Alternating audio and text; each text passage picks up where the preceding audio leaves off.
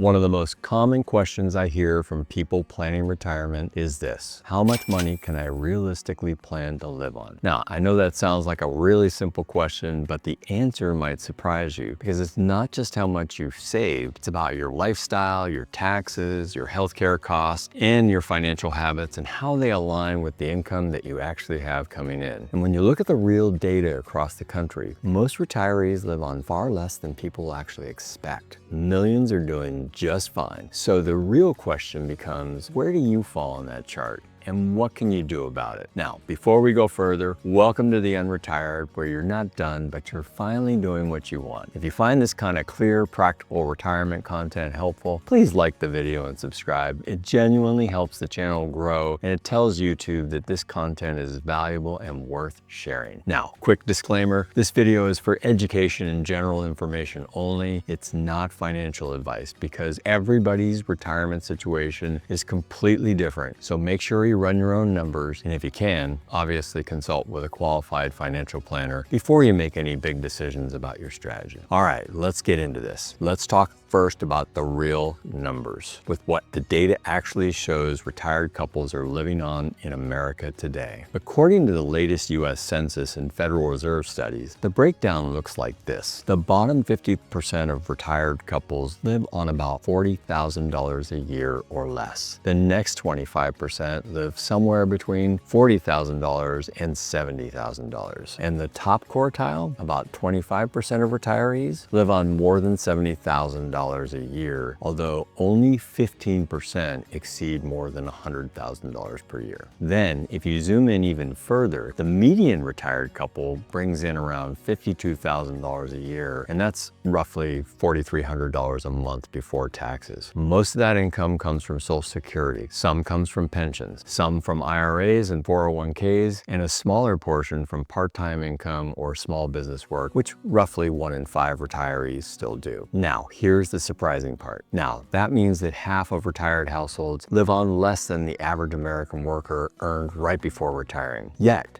their quality of life can still be strong because retirement spending looks very different than your working years spending does. Now, why do the numbers actually work? At first glance, $40,000 or $50,000 a year might seem a little bit light, a little bit tight, but here's what the numbers don't show. Expenses matter more than income in retirement. A retired couple living on $40,000 a year can feel perfectly comfortable if their house is paid off, their cars are owned, their lifestyle is modest, and their travel expectations are realistic. Meanwhile, I've seen retired couples making over $100,000 a year who feel squeezed because they're helping adult children, they carry a mortgage, they live in high-cost areas, their fixed costs eat up most of their income. And here's a statistic that puts everything into perspective. Roughly 70% of homeowners over the age of 65 own their homes free and clear. So for many retirees, that eliminates the single biggest monthly expense in life. And once you remove housing payments and commuting costs, the difference between needing $70,000 versus needing $40,000 shrinks dramatically. Retirement success isn't about chasing a magic number. It's about balancing income, spending, and flexibility. And it's about designing the lifestyle that matches the money that you actually have coming in. Now, there's a couple of big wild cards here. With all that said,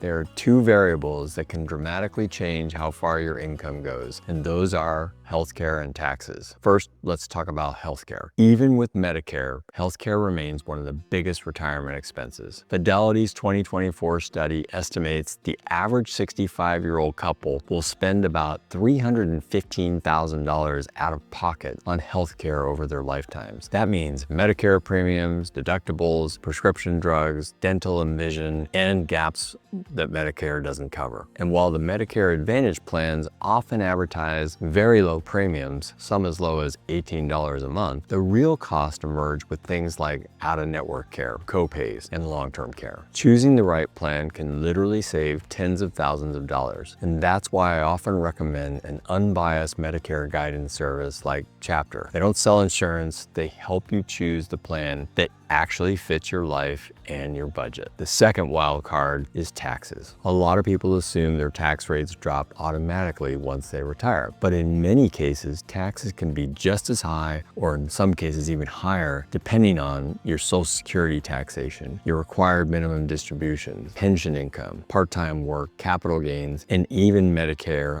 IRMAA penalties. Up to 85% of your Social Security benefits can be taxed depending on your other income. And once you hit age 73 or 75, depending on your birth year, RMDs, or your required minimum distributions from IRAs and 401s, they can push you into higher tax brackets. Even Medicare IRMA surcharges kick in once your modified adjusted gross income crosses about $206,000 a year for couples. And that's a threshold that many people hit accidentally during large withdrawals or Roth conversions. And this is why I always say that tax planning is not optional in retirement. It's part of your income strategy. And frankly, it's why a dedicated retirement planning tool is far better than Excel. You need something that models your after-tax cash flow, not just gross withdrawals. Okay, before we continue, let me ask you a quick question. What income level do you think that you'll retire on? And does it feel like enough? Please share your answer in the comments below.